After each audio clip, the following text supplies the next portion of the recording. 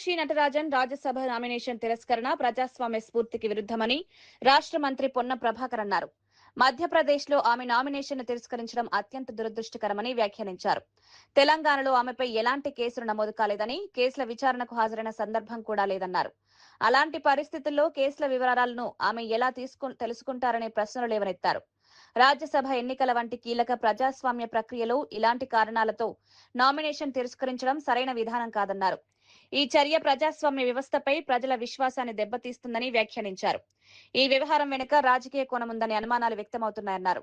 వాదిగా చట్టము, న్యాయము, ప్రజాస్వామ్యం అంటే అపారమైనటువంటి గౌరవం ఉన్నటువంటి మీనాక్షి నటరాజన్ గారు ఈరోజు భారతీయ జనతా పార్టీని అడుగుతా ఉన్న మహిళలంటే గౌరవం, మహిళల కొరకు రిజర్వేషన్లు తెస్తాం, బేటీ బచావ్ బేటీ పడావ్ అనే మీరు ఒక సుశిక్షితులైనటువంటి కాంగ్రెస్ కార్యకర్తగా, ఎన్ఎస్సీ నాయకురాలుగా ఎదిగినటువంటి ఒక గాంధేయవాది నామినేషన్ తిరస్కరించారంటే ఎంత రాజకీయ అప్రజాస్వామ్యమో గమనించాలని కోరుతా ఉన్నాం.